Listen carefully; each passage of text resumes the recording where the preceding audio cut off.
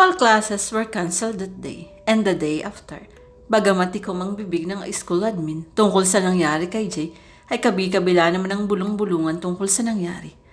Ayon sa kanila, hindi lamang daw kasi ang itsura ang nagbago kay Jay.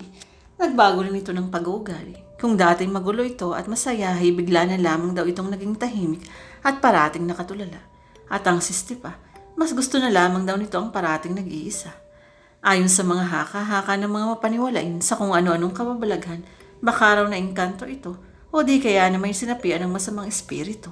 Ang sa akin naman, hindi kaya nagdadrugs lang siya.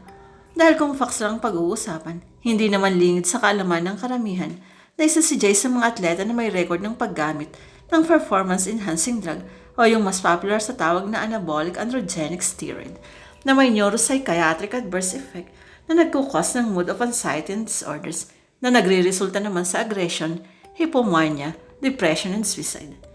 Pati ba naman tungkol doon, may logical and scientific explanation ka. Nakangusong winika sa akin ni Kayla matapos kong sabihin sa kanya ang sinisim ko sa supernatural aspects daw na nangyari kay Jay. Mabuti pa palang daddy ko kumpara sa'yo. Dahil si daddy kahit napaka-logical na tao, mas di hamak na matalino siya para tanggapin na may mga bagay na hindi kayang ipaliwanag ng science. Anong magagawa ko? Sa hindi nga ako naniniwalang sinapian ni una maligno si Jay eh. Katulad na nga ng nasabi ko, nabuti sana kung wala siyang record ng paggamit ng steroids na posibleng dahilan kaya tuluyan ang nasira ang kukote niya. Kundangan ba naman kasing mga bobo yata ang mga atletang yan? Medyo napasulyap ako kay Travis na mag-isang naghihintay yata kay Sia sa kabilang table. Mukhang nahala tayo ni Kylie. O bakit mo naman ilalahat? At bakit nakatingin ka kay Travis? Nakabungisnes na siya ngayon na parang nang-aasar. Wala namang record si Travis ah. Hindi porket walang record, hindi gumagamit. Malay mo naman kung magaling lang magtago. Sus, nakangising sagot niya. Ang sabihin mo, pinag-iinitan mo lang ngayon si Travis dahil nagsiselos ka. Sino nagsiselos? Ako? Bakit naman ako magsiselos? Hay naku kas, itinaas niya ang isang kilay niya. Hindi ako kasing talino po. Pero alam kong nagsiselos ka no. Dahil kung hindi, bakit ang sama parati ng tingin mo sa kanila? At saka bakit parang inis na inis ka ngayon sa kay Travis? Excuse me, hindi personal yun. Sagot ko habang nakatingin sa libro ko. Naiinis lang ako sa mga varsity players na yan. Dahil puro mga walang amor sa pag-aaral, puros ng mga sikat, wala namang laman ng mga kokote. Tinitilian ng mga babae, pero wag ka. Puro naman mga bagsak sa klase. Hindi ko nga alam kung bakit napakalayan ng mga universities mga katulad nila na para bang okay lang na magsigraduate silang walang alam ang ulo. Basta siguro lamang nila panalo ang mga to sa kanilang mga laro. Basta. Sa tingin ko bitter ka lang. Tatawa-tawang sagot ni Kyla. Sinulyapan ko siya. Mukhang busy rin naman siya sa pagkutingting sa kanyang cellphone. Ang sabihin mo, naiinggit ka lang kay Travis dahil sa kanya nasi siya.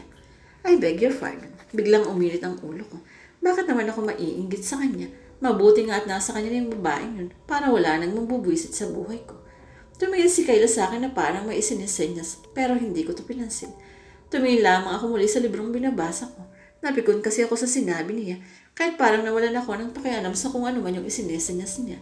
At sa mga bakit naman ako maiinggit sa mga lalaking nakakakuha ng mga babaeng easy to get. Wala nga akong believe. Sa mga ganon at lalong ayoko sa mga babaeng na bola lang, nang kaunti bumubuka na kaagad ang mga hita. Ang gusto ko sa babae ay yung may pagpapahalaga sa sarili. Yung nagpapaligaw muna ng medyo matagal-tagal bago bumigay, hindi yung napapasagod na kagad sa isang kalabit. Napatingin ako kay Kayla. Hindi na siya sumesenyas, pero may inunguso naman ito ngayon sa aking likuran. Lumingon ako. It was siya. Mukhang nadinig niya ang lahat ng mga sinabi ko. Malungkot ang ekspresyon ng kanyang mukha. Tila maluha-luha na rin ang mga mata. Dahil do'y napabalik agad ako sa pagtuto ko sa aking libro. Pilit na nagpapanggap na busy ako sa pagbabasa. Shit, what I have done. I mean everything I said. Pero hindi ko naman intensyon na marinig niyang lahat ng mga yun. Bes, nakangibit na utas ni Kayla habang nakatingin sa direksyon ni Sia. Napasulyap ako sa kanya. Okay lang ako. Don't worry. Malumaya na sagot ni Sia. Bago ito nagdire-diretso papunta sa table nila ni Travis. I so hate you, Kas. Pawulong na singhal sa akin ni Kayla. You're the meanest person I have ever known. How could you say those things? Kanina pa kita sinisa niya, sana manahimik ka na. Nagdire-diretso ka pa rin sa pagsalita. Kawawa naman ang bestie ko. Sandaling lumingon at sumulyap ito kay Sia sa kabilang lamesa. Nasa tingin ko ba'y tila nakatulala habang inaalaw siya ni Travis. Ang sama talaga ng ugali mo. Hindi na ako sumagot. Ano pa ba ang masasabi ko? Alam mo ikaw, dagdag pa ni Kayla, huwag lang sanang dumating yung araw, nakakainin mo ang lahat ng sinabi mo. Huwag lang sanang makarma ka sa pagmamaltrato mo sa best friend ko. Dahil kung magkataon, ako ang unang-unang tatawa dyan sa pagmumukha mo. Kawawa naman ang bestie ko. I'm sure na heart yun. Naku kung sa akin nangyari yun, sasampalin talaga kita. Ang yabang mo, isusumbong kita kay Tito Tristan.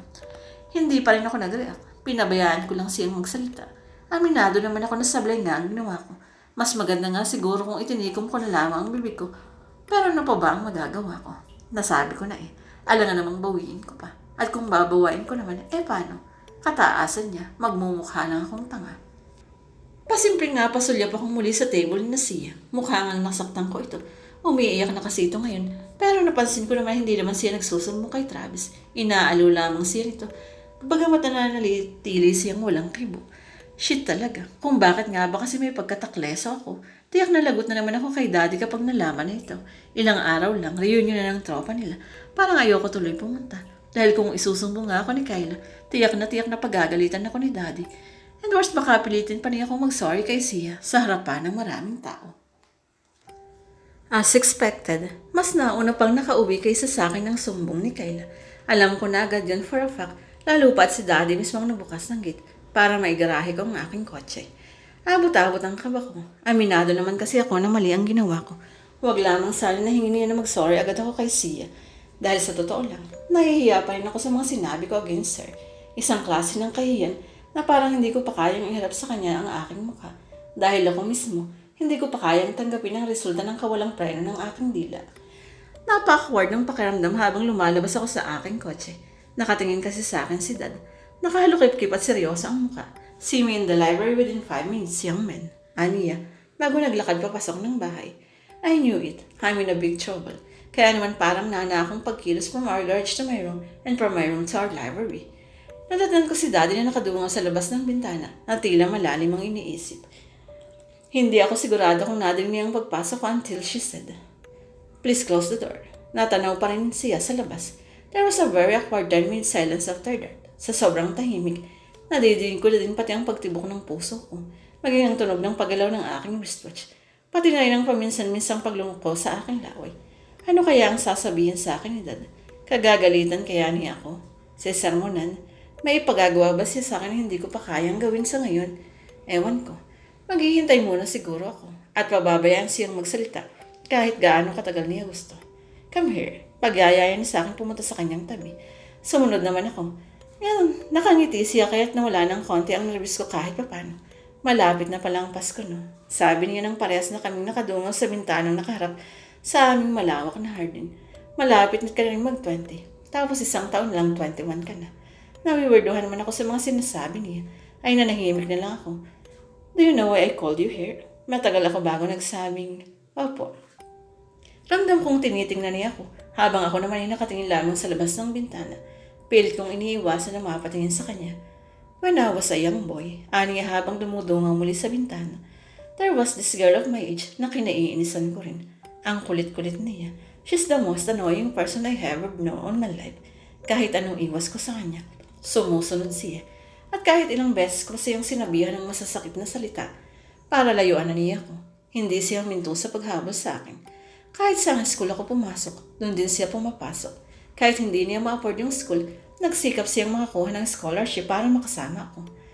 Like siya niyo, she was the unconventional type of girl. Kababaeng tao kasi, siya pa ang naghahabol at nanliligaw sa akin. Nakabungis ng siya na magkatinginan kami sandali. But unlike siya na pleasant looking at maporma, yung babaeng tinutukoy ko yung napakapangit talaga. Natawa ko sa huling sinabi niya. Natatawa ka ba? Nakangiting tanong niya sa akin. Mukhang nahuli niyang napatawa nga ako sa kwento niya. Gaano po siya kapangit? Napakapangit. Tatawa-tawa siya. Bisit na bisit kasi ako sa kanya nun, kaya lalo siyang pumapangit sa aking paningin. Bukod kasi sa mga baduy niyang manamit, ang kapal pa ng kansa ng salamin, may braces ang kanyang mga ngipin, kahit parang parati siyang may sakmal na maliit na pandesal sa bibig, at ang masaklap pa sa lahat, sa tingin ko ba'y tila pantay lamang ang kanyang likuran at harapan. Napahagalpak na akong tawa. Ganon din naman siya. Nakakatawang mas maswerte pa pala ako dahil maganda naman ang humahabol sa akin. Kumpara naman dun sa babaeng dinidescribe na. Mabuti po pala at natakasan niyo yung babae. Natatawa pa rin sambit ko. Kung hindi baka Laninitan din kami ni Ate Lindsay ng kapangitan niya kung siya ang naging mami namin. Tumawa ako ng mas malakas. Nasa kalagitnaan ako ng pagtawa nang mapansin kong natahimik na si Dad. Nakangiting pinagmamasdan lamang niya ako na para bang naaaliw siya sa pagtawa ko. You think you're lucky being mothered by a real hati, ha? Nakangiting tanong niya. Hell yes, sagot ko. Thanks to you. Tinahipik ko siya ng bagya sa kanyang baso. Pero how did you escape from that annoying ugly girl na humahabol sa inyo? Ilang segundo rin ang lumipas bago niya nasabing, I didn't. Unti-unting napawi ang ngiti ko. What do you mean? Nananiya ako mas matamang tinignan sa aking mga mata habang unti-unting nagiging seryoso ang kanyang muka. That woman never gave up on me, sagot niya. And I can't thank her enough for that. What? I am really confused. Because if not for her persistence, yes, her annoying persistence, I don't think I will be as happy as I am today. I don't understand. She's a living sample of how our way of thinking affects how we see things. Dahil sa kanya, nadiscover ko na kung puro negatibo lamang palang iniisip natin sa isang tao, bagay o pangyayari, ganun din ang nakikita natin. I'm not sure I got what you mean. You're a very bright young man. You're even brighter when I was your age. I know you already have an idea who the woman is. Don't tell me, she's mom. Imbis na sumagot, ay ngumiti siya sa akin. Oh, come on, Dad, I said in disbelief. Tell me this is only one of your jokes. Umiling siya. So what are you trying to tell me? Dugtong ko, napangit si mami nun. No, pero di ba kayo nagsabi na pang hindi ang mami mong pangit, kundi ang takbo ng pag-iisip ko. Nagbuntong hininga siya. Puro negatibo lang kasi ang iniisip ko sa kanya nun. Kaya puro negatibo rin ang aking nakikita. Mas pinansin ko ang makapal niyang salamin kaysa sa maganda niyang mga mata sa ilalim nun.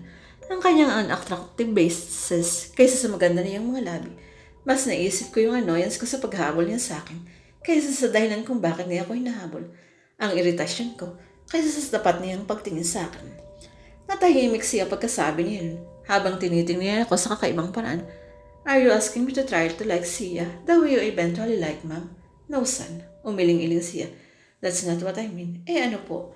I just don't want you to repeat the same mistake I did. Kung ayaw mo talaga kay Sia, that's perfectly fine. Kung ayaw mo rin sa kanya kahit bilang kaibigan, I will respect that too. But please, son. Please at least try to treat her right. Lalo na sa kalagayan niya yan. She doesn't need to be upset. Kalagayan? Bakit po? Sa tingin mo ba bakit kinailangan niyang pumunta sa state 3 years ago? Bakit po? Is there a problem with her? Namango muna si Dado bago niya sinabing, she was born with a heart problem, a congenital heart disease. Po? According to Tito Bench, dugtong niya, ipinanak daw si Sia na may heart valve defects. It was 3 years ago nang medyo lumala ang symptoms niya, kaya't nagdesisyon na silang dalhin to sa Amerika para doon siya mag-undergo sana ng immediate heart surgery. Sana? What do you mean sana? Hindi ba natuloy ang surgery niya? Ayaw daw ni Sia. Your Tito Bench at Tita Mitch thought she might be depressed at isa yun sa mga problema nila ngayon sa kanya. Para raw kasing wala itong will na gumaling. Hinayaan nilang mag-stay muna sa States si Sia with high hopes na babalikan nito Shasham ni Tito Lib, but it wasn't very effective.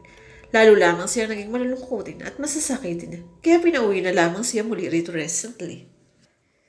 Hindi na ako nakapagsalita. I am absolutely dumbfounded. Akalain ko ba na hindi pala ordinaryo ang pagsama ng pakiramdam niya, ang paminsan-minsang paghihilo at pangapos ng hininga. Kaya pakiusap, anak, dagdag ni Daddy. Kung ayaw mo sa kanya at di mo talaga matim ang presence niya, umiwas ka na lang. Mas maganda pang lumayo ka na lamang sa kanya kaysa ang pagsalitan siya ng masasakit na salita na baka lalo pang makasama sa kanyang depression at heart condition. And one more thing. Ano po yun? Please don't tell anyone I told you about these things, not even to Sia or Kyla. Sia doesn't want anyone to know, while Kyla doesn't know anything. Sinabi ko lang to sa'yo para maunawa